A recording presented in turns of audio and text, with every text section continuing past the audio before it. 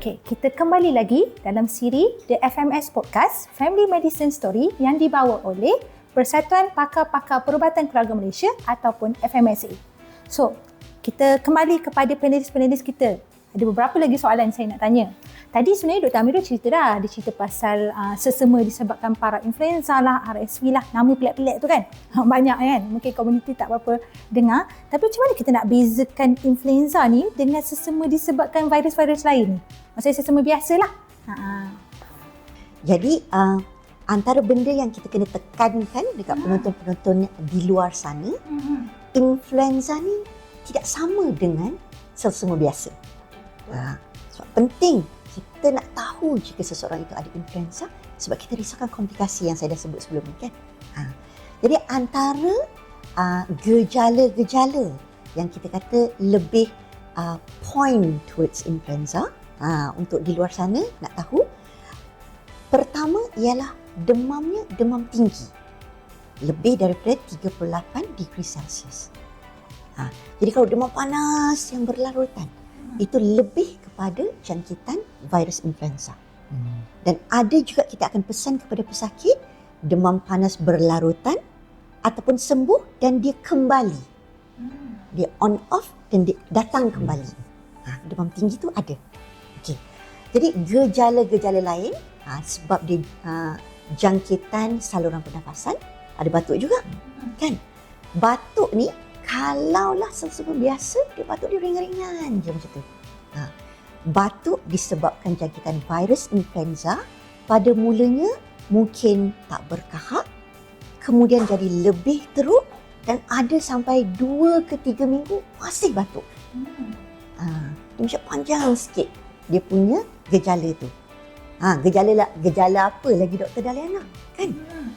Ada orang boleh ada bersin, sakit kepala, sakit-sakit badan. Itu yang ramai pesakit akan sebut. Lain macam saya rasa sakit-sakit badan ni doktor. Jadi gejala ini akan lebih teruk untuk jangkitan influenza. Okey. Saya rasa kalau pesakit ataupun penonton kat luar pernah rasa influenza, dia orang tahu. Dia orang tak rasa, dia orang tahu nak beza tu influenza ataupun sesama biasa sebab selalunya sangat teruk. Dan ada setengah memang tak boleh pergi bekerja, memang terbaring. Dan ada setengah walaupun dewasa kalau ikut logiknya dewasa sesama tak patut masuk hospital, tapi dia sendiri yang minta masuk hospital. Betul. Memang pesakit saya pernah sebut, doktor ni sakit-sakit badan tak boleh bawa bincang doktor. Tak larat nak bangun pun. Jadi kalau kita nak bandingkan dengan selsema biasa, nama pun selsema kan. Jadi kalau influenza lain sikit, selsema dia kurang. Selsema biasa tu hingus-hingus, selsema tu lagi teruk. Betul. Sebab macam Dr. Amirul sebut tadi, dia boleh disebabkan oleh virus yang dengan gejala lebih ringan macam parainfluenza, adenovirus, rhinovirus dan jangan lupa our good old friends coronavirus juga kan. Betul. Jadi gejala ringan je lepas tu kan. Jadi itu cara kita nak membezakan selsema biasa dengan jangkitan influenza. Okey. Tadi Dr. Amirul sengaja buat cash hujung dia ada mitos lain lah. Tapi tak nak kongsi kan sebab dah penat katanya. Okay. Sekarang mungkin Dr. Amirul boleh kongsi bertenaga. Bertenaga. Mitos kedua. Mitos kedua. Sekejap, saya dah lupa. Okey, ingat balik. Brain fog tiba-tiba kan. Okey, mitos kedua adalah orang ingat bagi vaksin influenza ni adalah uji kaji. Saja nak test kat mak ayah aku sebabnya mak ayah aku tak faham, tak tahu, tak apa, dia main ambil je. Sebenarnya itu adalah salah faham dan tuduhan yang sangat tidak bertanggungjawab. Okey. Pertama sekali, vaksin influenza ni wujud sejak 1938. Okey. Dah lama dah dia berada di pasaran. Ada ke penonton yang lahir 1938? Saya rasa semua yang muda-muda. Betapa lama. Influenza lagi tua daripada orang yang menonton vaksin ni. Influenza tu lagi tua daripada usia anda. Okey. Betul. Jadi dia adalah vaksin yang memang selalu digunakan di negara-negara membangun. Negara-negara maju dah memang masukkan dia di dalam jadual imunisasi even untuk kanak-kanak, even ada untuk dewasa. Bila maksudnya dah masuk ke jadual imunisasi, maksudnya dia boleh diberi secara percuma atau bersubsidi. Okey, contoh jiran kita Singapura dah ada untuk kanak-kanak. US, negara maju pun ada untuk kanak-kanak. Okey, jadi vaksin ni bukan hanya dia dah diuji secara klinikal, terbukti berkesan dan selamat, negara lain dah memang ambil juga. Okey, Kenapa salah faham ni timbul? Sebab orang nak samakan dia dengan vaksin COVID. Vaksin COVID lain. Vaksin COVID tu adalah spesifik kepada coronavirus yang baru timbul. Memanglah vaksin dia baru. Tak payah nak cakap panjang, nanti kita sembang kemudian. Nanti orang confuse lagi pasal COVID. Influenza ni dah lama vaksin dia ada. Ia selamat, ia berkesan digunakan oleh negara lain. Jadi tak ada keperluan untuk buat uji kaji dekat rakyat kita. Lepas tu orang tanya juga, kenapa bukan uji kaji? Kalau kata bukan uji kaji, bagilah kat semua orang. Kenapa bagi dekat orang tua saja? Ni saja nak memperdaya orang tua, dia kata. Tak, bukan memperdaya. Kan kita bincang tadi Kita bukan scammer. Kita bukan scammer, okey. Kita bukan nak memperdaya, tapi kita kena pilih golongan mana yang kita kena bagi prioriti. Kena faham, setiap ubat dalam dunia ni semuanya ada harga dia. Hatta Panadol pun bukannya tiba-tiba tumbuh dekat pokok sena tepi jalan tu, tak ada. Kena pergi kedai, kena beli. Sama juga dengan vaksin lain, kena ada orang yang membeli, dan siapa yang bertanggungjawab membeli adalah orang yang menjaga kesihatan kita, Kementerian Kesihatan Malaysia. Dia ada peruntukan yang spesifik nak melindungi kita punya kesihatan, dan dia kena menggunakan peruntukan ini dengan bijak. Jadi dia akan tengok golongan mana yang perlu diberi prioriti. Sekarang ni golongan tua ramai yang masuk kematian disebabkan jangkitan paru-paru, salah satunya influenza. Kita kena kurangkan, kena bagi influenza. Tapi tak cukup nak bagi kat semua. Kita fokus dekat golongan warga emas dahulu. Dan insyaAllah mungkin in the future bila kita lebih banyak peruntukan, kita lebih banyak, mungkin ada orang-orang kaya bagi duit kat kerajaan, kita boleh bagi lebih banyak kan, kita akan beri vaksinasi kepada semua orang yang lebih memerlukan juga. Okay. Tapi bukan stop kat situ je. Kalau ibu bapa kita dapat percuma, kita nak juga menjalankan tanggungjawab komuniti ataupun community responsibility kita, kita sendiri boleh ambil vaksin itu di klinik-klinik swasta. Harga dia tak mahal pun sebenarnya. Okey, boleh ambil, dan kita boleh melindungi juga orang-orang lain sekeliling kita. Boleh ambil sawal 6 bulan sampailah tua. That's why saya selalu ajar kat student saya, vaksin apa yang selalu boleh bagi dekat semua orang, kita panggil life course vaccination. Setiap point of life boleh bagi influenza. Sebab walaupun orang tu tak ada comorbids, dia melindungi orang lain melalui herd immunity. Term yang disuka diguna oleh vaksin hesitant kita, herd immunity. Tak apa, itu kita kena bincang topik lain. Panjang pasal herd immunity. Dr. Amirul sebut macam tu, saya nak tambah sikit. Boleh. Saya nak share personal experience. Boleh sangat. Okay. Semasa saya belajar di luar negara dahulu, I was in the UK for 10 years. Okay. Dan saya mempunyai asma. Jadi suatu masa nanti kita pun mahu Malaysia dapat menawarkan vaksin influenza ke golongan yang lebih ramai. Dan di bawah NHS, semasa saya pelajar dahulu, saya mendapat vaksin influenza tu secara percuma hatta orang luar kerana saya mempunyai asma. Pada tahun bila tu? Kalau doktor boleh kongsikan. Yang ini nanti orang kat luar tu boleh congak-congak umur saya. Tak ada nak cakapnya. Dia bukan uji kaji. Dah lama dah. Negara luar dah guna lama dah. 1997. Dan saya nak cerita dekat penonton-penonton di luar sana, memang sejak itu saya ambil vaksin influenza setiap tahun. Sebab saya dah jadi habit untuk diri saya. Hello je Dr. Daliana sampai sekarang. Dah lebih 20 tahun. Saya mengambil vaksin influenza setiap tahun. Kat luar tu dah start congak berapa umur Dr. Daliana ya. Tapi betul, saya memang ambil setiap tahun, dan bila saya join KKM, saya mendapat secara percuma lah. Jadi Alhamdulillah saya telah lama mengamalkan pengambilan vaksin influenza setiap tahun. Terima kasih Dr. Daliana sebab mengkongsikan betapa nak tunjuk tak ada efek Alhamdulillah sampai sekarang. Alhamdulillah. Okay. Saya nak tambah sikit lah. Ke Dr. Amirul ada benda nak tambah tadi? Tak ada. Tak ada kan? Okay. Saya nak tambah sikit. Bila saya try nak mencari soalan kan untuk peneliti saya terjumpa satu data yang saya kongsikan sikit pada awal tu. Memang kerajaan telah menghabiskan duit untuk influenza punya complication, influenza punya infection, masuk ward misalnya. Ini data untuk umur 60 tahun ke atas sahaja, dia menghabiskan 3.28 juta. 10% daripada KKM punya bajet. Tapi bila kita bandingkan dengan kos untuk vaksin influenza secara percuma ni, sebenarnya lebih kurang 5.4 million saja. Bila saya congak-congak kira-kira, kos masuk hospital 60 tahun je ni. Kita tak tengok yang budak apa semua ni. Betul. Itu pun dah 6 kali ganda daripada kos beli vaksin influenza ni dan bagi percuma pada warga emas. Betapa kos efektif. Orang duk cakap kata kerajaan habis duit untuk ni. Ini kerajaan habis duit untuk kepentingan rakyat. Sayanglah kita sebagai rakyat tak menggunakan peluang tu. Dan dia fit dengan satu pepatah Arab al-wiqayatun khairun min ilaj. Pencegahan itu adalah lebih baik daripada merawat, sebab kebanyakan masa pencegahan adalah lebih murah berbanding nak rawat. Dan rawat pun bukannya semestinya akan sembuh. Dan saya nak emphasize juga, duit kerajaan tu adalah duit kita. Kita duk bising kan, duit cukai. Kalau pergi kat klinik tunggu lama, kata duit saya tu. Ini duit awak tu yang digunakan untuk kebaikan. Sayang kalau tak guna. Betul. Jadi marilah kita bersama-sama menyokong inisiatif kerajaan dalam memberikan perlindungan percuma kepada warga emas ini. Mungkin saya balik kepada Dr. Amirul, sebab cerita pasal vaksin influenza ni juga dalam kita mempromosi, ada juga masih ada kerisauan. Saya ada mak ayah misalnya umur 60 tahun ke atas, memang cukup kriteria. Tapi mak ayah saya ni tak sihat, banyak penyakit, 4 serangkai lah, ada setengah yang bedridden misalnya.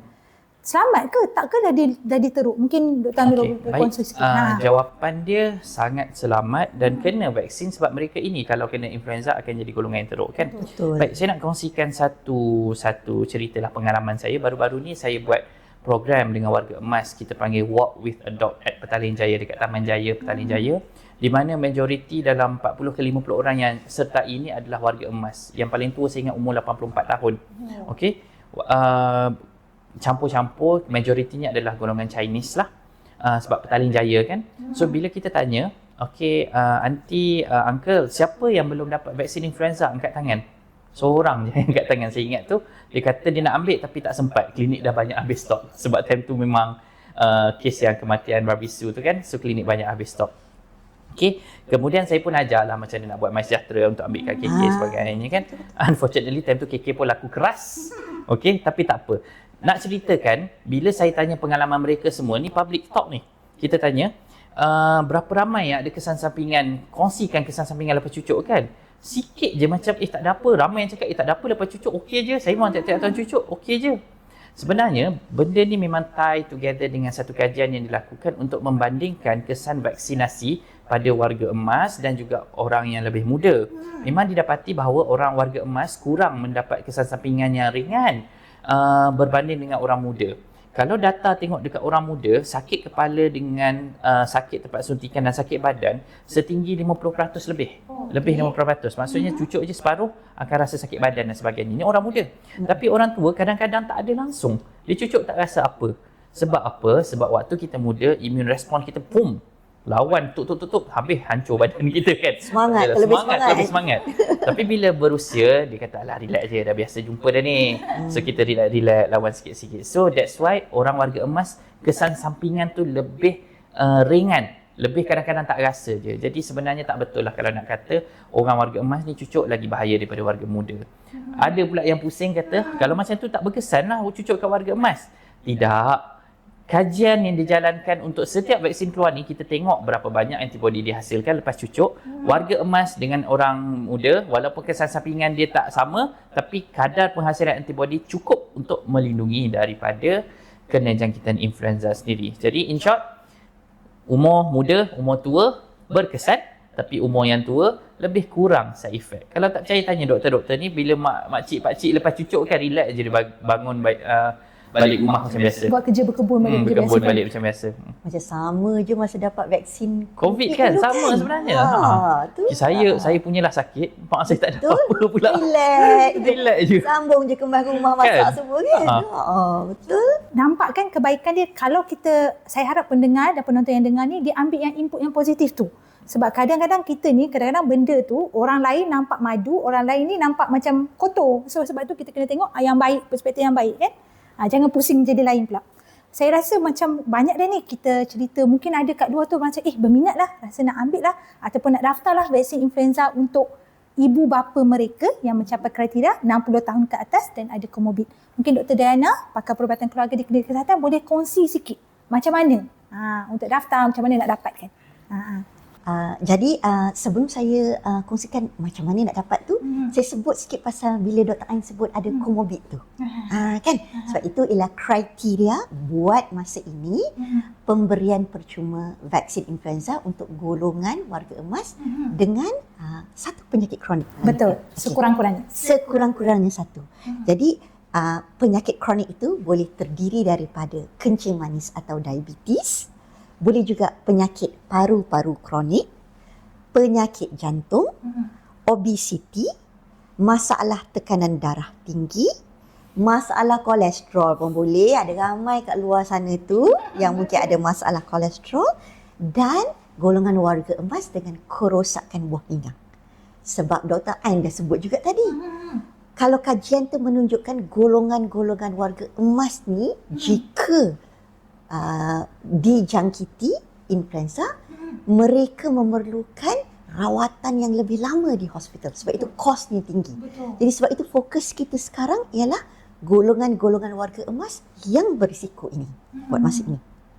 Jadi jika ada penonton-penonton di luar sana, anda yang warga emas yang layak, ataupun anak-anak di luar sana yang nak tolong dapatkan temu janji atau vaksin influenza di klinik kesihatan. Tadi Dr. Amira dah sebut kan? Melalui MySejahtera. MySejahtera. Jadi bila anda masuk ke aplikasi MySejahtera, bukan guna untuk COVID je. Sekarang pun masih perlu macam-macam untuk ada guna dalam MySejahtera tu. aplikasi MySejahtera. Ada mungkin dah delete tu, boleh masukkan balik. Okey. Jadi anda cari untuk item vaksin dan klinik kesihatan terdekat, dia akan ada slot-slot yang dibuka untuk klinik kesihatan. Jadi jangan risau jika kita nampak slot itu cepat penuh. Macam goreng pisang panas. Sejak KKM mulakan 18 Februari baru ni habis slot. Tetapi jangan risau. Slot-slot untuk kebanyakan klinik kesihatan dibuka setiap 2 minggu. Okey. Jadi kita bukan menghadkan slot yang ada, kita nak pastikan vaksin tu ada Stok vaksin dengan tu ada. keperluan. Jadi kita buka setiap 2 minggu. Faham? Jadi jika anak-anak di luar sana cuba book untuk slot ni penuh, jadi tunggu 2-3 hari, buka pula untuk hari-hari yang seterusnya. Jadi boleh book melalui MySejahtera. Di samping itu, klinik kesihatan saya yakin juga kita masih cuba memberi vaksin influenza untuk golongan warga emas yang layak ni melalui opportunistic vaccination. Jadi mungkin ada pakcik-pakcik, makcik-makcik di luar sana yang memang pergi klinik kesihatan pun untuk masalah kencing manis, darah tinggi, masalah kolesterol. Doktor anda akan kemudian bertanya jika anda bersetuju atau berminat untuk mendapatkan vaksin influenza percuma ini. Jadi kalau ada vaksin influenza pada hari anda pergi temu janji tu, doktor tu ataupun doktor pun sibuk sangat, banyak pesakit, anda pula tanya, doktor hari ni ada ke vaksin influenza yang saya dengar tu? Jadi kita boleh tawarkan jika klinik kesihatan yang tuan-puan pergi tu ada vaksin influenza slot untuk hari itu. Tetapi kadang-kadang dah cuba MySejahtera tak dapat, mungkin masa tu hari itu datang temu janji tetapi slot vaksin dah penuh ataupun kuota untuk hari itu dah penuh. Jika tak dapat melalui 2 cara ini, ada orang yang walk in ke klinik kesihatan. Jadi kadang-kadang kita tak tahu kan, ataupun anda di luar sana tak tahu nak guna MySejahtera, tak tahu nak install balik ke, boleh bertanya secara walk in ke klinik kesihatan. Tetapi saya nak sebutkan atau nak tekankan dekat sini, vaksin-vaksin influenza yang kita ada, kita akan mengikut slot ataupun ketersediaan vaksin yang ada. Jadi boleh nak tanya, jika ada rezeki anda slot atau vaksin masih ada untuk hari itu, anda boleh dapatkan. Tetapi mungkin perlu diberi temu janji hari yang lain. Jadi cara terbaik ialah mendapatkan slot melalui MySejahtera. Itu paling bagus. Okey? Dan jika anda pergi klinik kesihatan, macam saya kita kata tu, anda boleh bertanya bila anda sampai ke klinik kesihatan untuk dapatkan vaksin influenza tu. Dia macam kita pergi restoran lah. Kita kalau boleh kita call dulu, ada kosong tak? Saya nak reserve seat. Itu lebih cantik daripada walk in. Mungkin kena beratur ke, mungkin tak ada kosong ke. Betul, nak mengelakkan kekecewaan. Dan saya nak emphasize juga, KKM buat konsep no rondo polisi. Katakanlah anda rajin, anda boleh cari klinik kesihatan yang lain yang berdekatan. Misalnya kawasan anda dah penuh, anda boleh search klinik lain di MySejahtera juga dan book di MySejahtera untuk pergi ke klinik lain yang berdekatan. Sebab kita tak ada konsep kita kata konsep no rundown polisi. Maksudnya tak salah anda pergi ke mana-mana fasiliti klinik kesihatan selagi mana ada slot kena book slot, lebih mudah lah. Mungkin saya tertarik yang tadi Dr. Amirul ada kongsi dia pergi walk with the dog yang dia jumpa pesakit-pesakit di Petaling Jaya yang kebanyakannya dah cucuk. Bukan konsep percuma tahun ni baru nak cucuk, dia orang dah cucuk bertahun-tahun. Dan saya nak kongsikan kekecewaan saya. Mungkin saya boleh cakap kekecewaan saya. Sesi luar perasaan. Okay. Saya di klinik di kawasan, saya tak nak spesifik, kawasan kampung lah ataupun kawasan Fekra, di satu-satu negeri ni lah, di mana kawasan saya kebanyakannya berbangsa Melayu. Dan untuk pengetahuan semua, tempat lain dah macam goreng pisang panas, slot klinik saya banyak lagi kosong. Jadi boleh book misalnya. Tiba-tiba promote pula klinik sendiri. Tapi saya nak cakapnya mitos-mitos yang berlaku, yang berleluasa, banyak, minta maaf cakap, saya pun berbangsa Melayu, banyak di kawasan ataupun komuniti penduduk Melayu. Mungkin saya haraplah benda ni sampai, moga dapat kesedaran dan mungkin boleh cuba book lah. Slot masih ada, vaksin influenza pun masih ada dan dari masa ke semasa ada potensi pun ada penambahan stok lah, kita tengok keadaan insyaAllah. kan. InsyaAllah. Tapi nak cakapnya potensi untuk dapat slot tu ada, mungkin tidak di kawasan anda, mungkin anda terpaksa jalan jauh sikit ataupun travel jauh sikit untuk dapat vaksin influenza. Dan saya rasa sayanglah untuk bangsa saya sendiri yang tidak mengambil peluang ini, peluang percuma ni. Dan sebenarnya dia bukanlah nak katakan orang tu tak nak ambil disebabkan memang dia benci vaksin. Ada golongan macam tu, tapi segelintir. Yang lebih ramainya adalah golongan yang tidak tahu. Atas pagar yang dia kurang dapat maklumat. So that's why dengan maklumat ni sampaikan kepada orang lain dan kita sama-sama make sure, tak kisahlah dia bangsa apa pun, dia kita lindungi. Sebab in the end, bila masuk kita tak ada hospital, kita tak tanya bangsa apa. Betul, tak ikut order kuda. Tak ikut tu. Tapi je saya nak kongsi juga supaya moga siapa-siapa yang mendengar ni boleh promote pada ahli keluarga atau saudara masing-masing. Mungkin saya nak juga emphasize, mungkin tanya Dr. Amirul, memandangkan Dr. Amirul di Pusat Perubatan Universiti Malaya misalnya kan. Sebab dia diberi percuma pada tahun ini pada warga emas. Tapi katakanlah ada yang berminat yang tak mencapai kriteria ini, 60 tahun pun tidak, tak ada komorbid pun tidak, tapi berminat. Kalau di swasta misalnya, bagaimana dan harganya? Okey, saya minta kongsi sikit lah. Kadang-kadang pun ada individu yang salah faham. Dia ingat inisiatif ini melibatkan semua hospital dan premis kerajaan. Tetapi sebenarnya ia melibatkan semua premis kerajaan di bawah KKM. Kalau di bawah KPT, Kementerian Pergajian Tinggi, masih belum sampai lagi inisiatif. InsyaAllah kita doakan satu hari ini sampailah. Having said that, kebanyakan fasiliti kesihatan, tak kisah swasta atau KPT, ada vaksin influenza dengan harga-harga yang berpatutan lah. Kalau di GP kita boleh tengok range harga bergantung kepada jenis dan bergantung kepada stok, boleh daripada RM50 sampailah ke RM200. Okey. Kalau di klinik-klinik hospital pengajar, biasanya dalam range 50 ke 100 bergantung kepada harga kos yang dijual kepada mereka lah.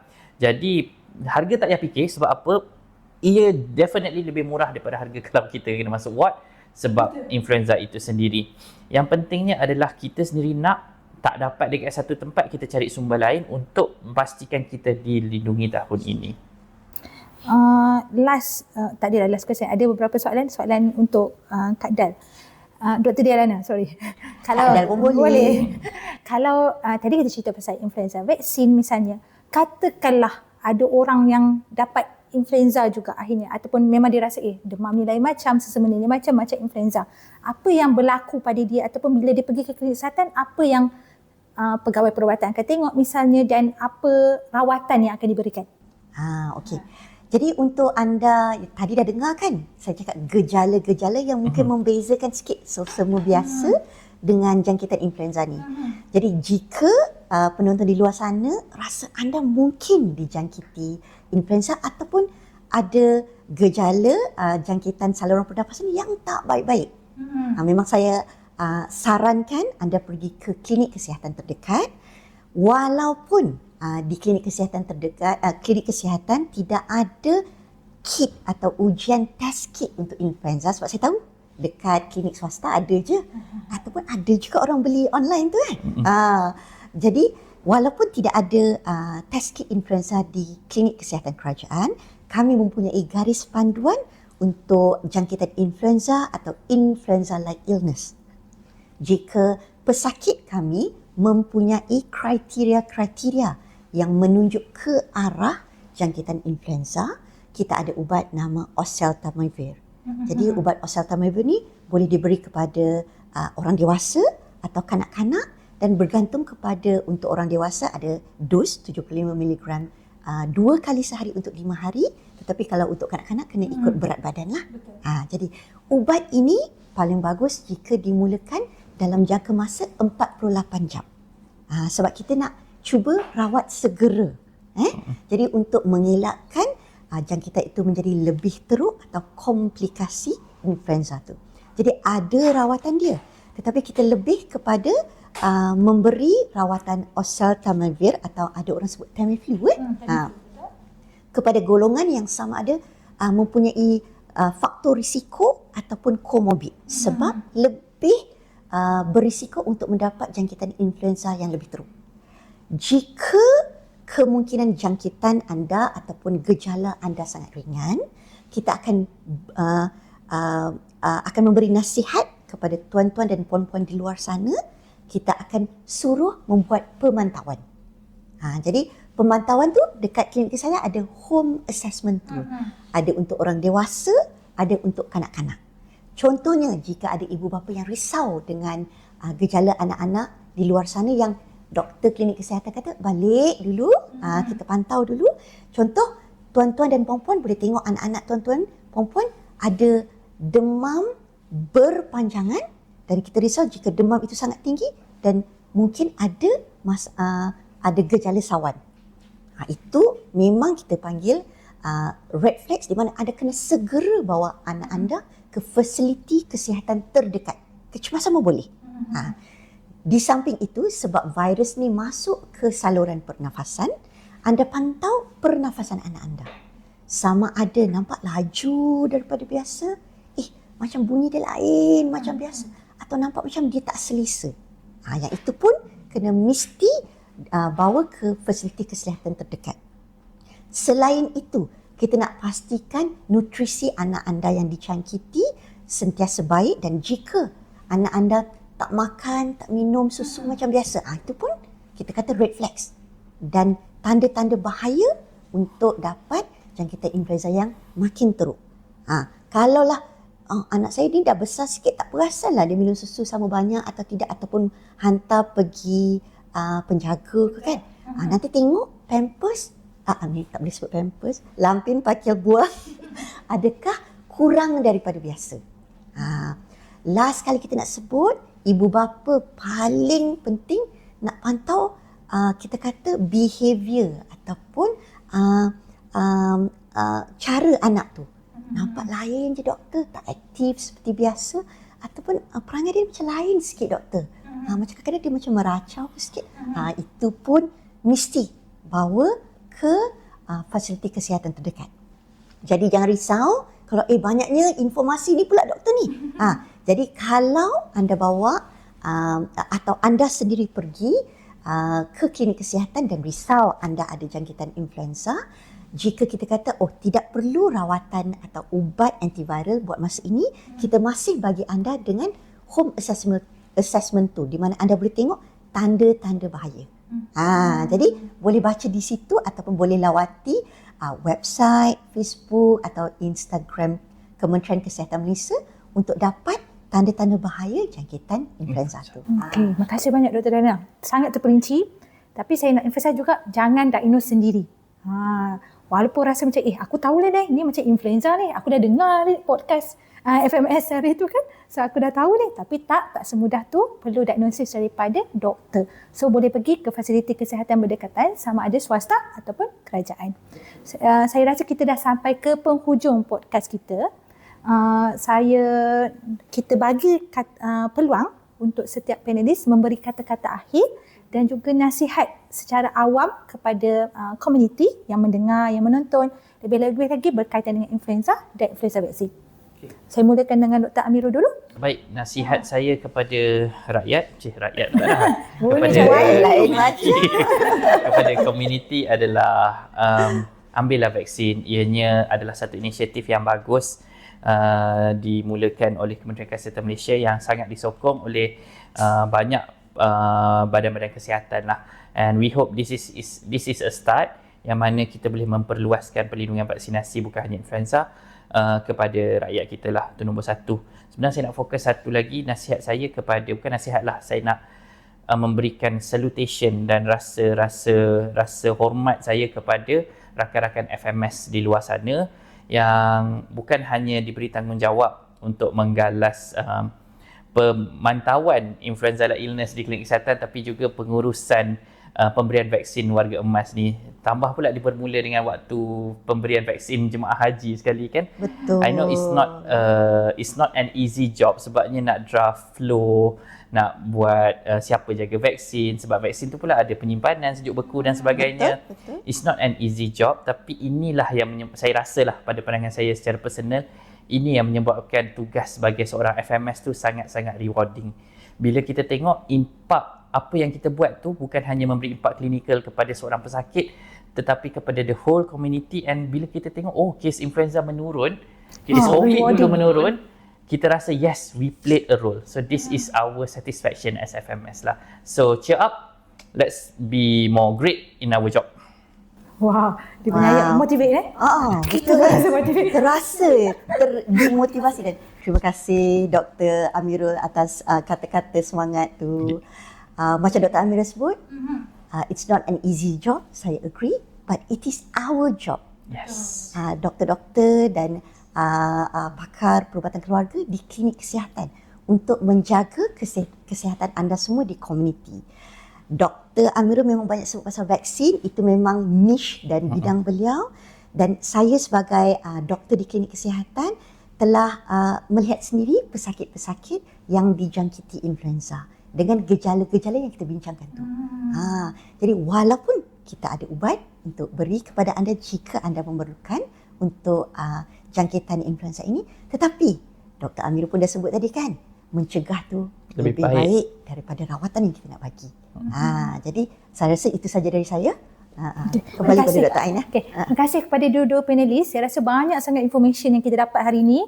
Harapnya boleh spread around, sebarkan.